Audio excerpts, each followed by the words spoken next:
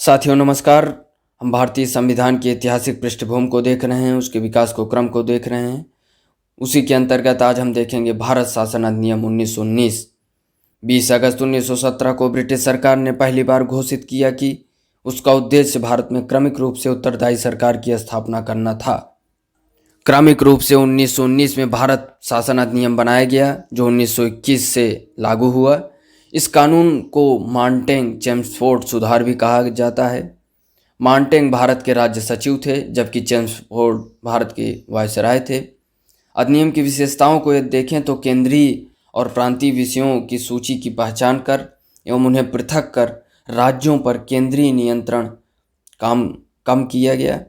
केंद्रीय और प्रांतीय विधान परिषदों को अपनी सूचियों के विषयों पर विधान बनाने का अधिकार प्रदान किया गया, लेकिन सरकार का ढांचा केंद्रीय और एकात्मक ही बना रहा।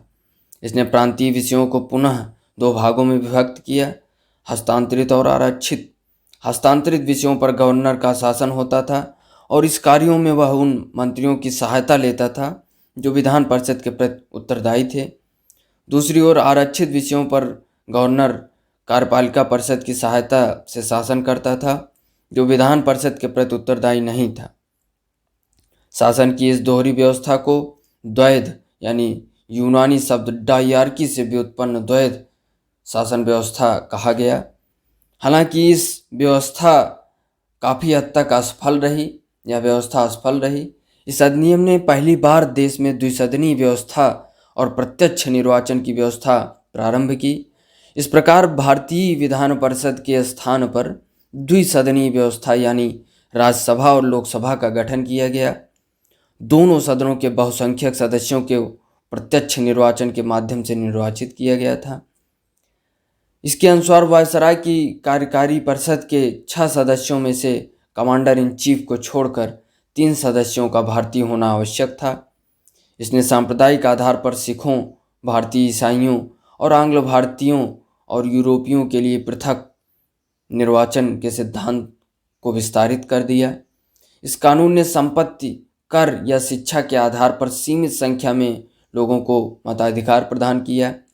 इस कानून ने लंदन में भारत के उच्चायुक्त के कार्यालय का सृजन किया और अब तक भारत सचिव द्वारा किए जा रहे कुछ कार्यों को उच्चायुक्त को स्थानांतरित कर दिया गया। इससे एक लोक सेवा आयोग का गठन किया गया। अतः 1926 में सिविल सेवकों की भर्ती के लिए केंद्रीय लोक सेवा आयोग का गठन किया गया। इसने पहली बार केंद्रीय बजट के राज्यों के बजट से अलग कर दिया, यानी केंद्रीय बजट को राज्य बजट से अलग कर दिया गया। राज्य विधानसभाओं को अपने बजट स्वयं बनाने के लिए अधिकृत कर दिया। इसके अंतर्गत एक वैधानिक आयोग का गठन किया गया जिसका कार्य 10 वर्ष बाद करने के बाद अपनी रिपोर्ट प्रस्तुत करना था। तो यह रही भारत शासन अधिनियम 1919 की विशेषताएं। आगे भी हम अन्य अधिनियमों की विशेषताओं को देखेंगे। धन्यवाद।